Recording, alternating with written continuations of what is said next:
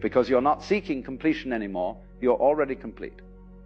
Now, this sounds wonderful in theory, and in many ways it is.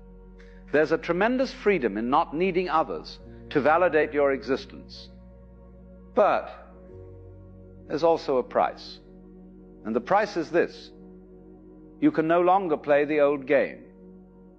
You can no longer pretend that the theatrical performances of conventional romance are real. You can't fake being swept away when you see too clearly how the sweeping is done. This is where the loneliness comes in. Not the loneliness of being physically alone. That's easy. You can sit by yourself for hours and feel perfectly content. No, this is a different kind of loneliness. It's the loneliness of seeing through a game that everyone else is still playing. It's like being the only adult at a children's party. The children are having a wonderful time. They're completely absorbed in their games. But you can't join them. Not because you don't want to, but because you can't make yourself believe the games are real anymore. You meet someone. They're attractive. They're interesting. They seem to like you. And in the old days, this is where the story would begin. The story of pursuit and conquest, of longing and fulfillment, of two people finding each other in the vastness of the world.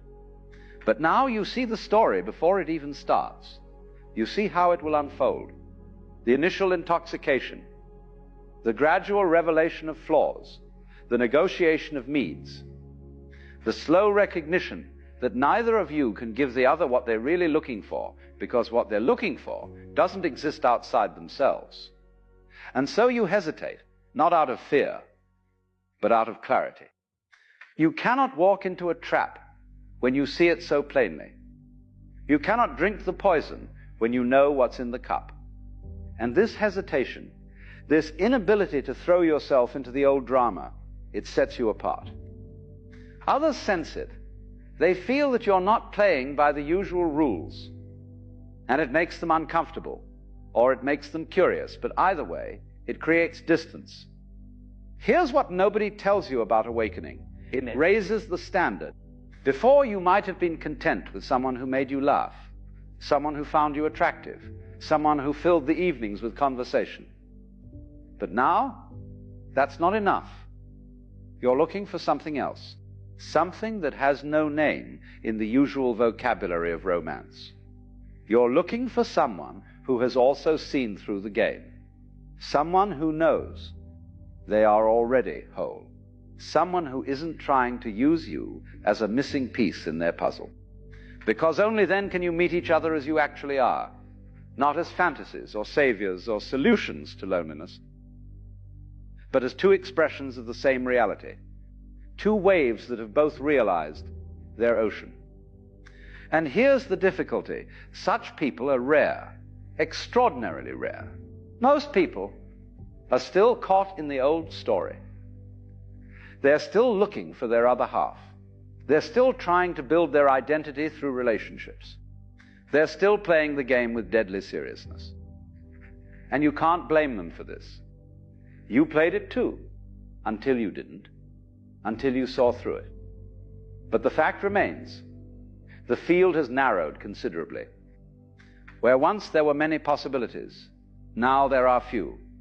Where once you might have fallen in love with someone's smile, or their wit, or their way of moving through the world, now you need something more. You need them to be awake, or at least awakening. You need them to know what you know, to see what you see. And that severely limits the options. This is why so many spiritually awake people find themselves alone. Not because they can't love, but because they can't love in the old way anymore. They've outgrown it. Like a child who has learned to read and can no longer find satisfaction in picture books. The old stories don't work anymore. They need something more substantial, something real. And sometimes, often actually, that something real doesn't appear. Years go by, you meet people, you have conversations, you feel connections, but none of them go deep enough. None of them touch the place where you actually live. And so you remain alone, not in bitterness, not in despair, but in a kind of patient waiting. Waiting for someone who speaks your language, who breathes the same air, who has traveled to the same country you have and knows its geography. There's a certain dignity in this aloneness, a kind of integrity. You're not willing to settle for less than truth.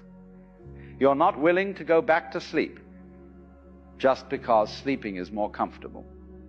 You'd rather stand in clarity, even if it means standing alone, than kneel in illusion with company. But let's be honest, it's not always easy. There are nights when the silence feels heavy, when you wonder if you've made a terrible mistake. When you look at people in their ordinary relationships, with all their ordinary dramas and compromises, and you think maybe that would be easier. Maybe you're asking too much. Maybe this clarity you've gained has cost you something precious. And you'd be right. It has cost you something. It's cost you the ability to be satisfied with illusion. It's cost you the option of using another person to avoid yourself. It's cost you the comfort of not knowing what you know.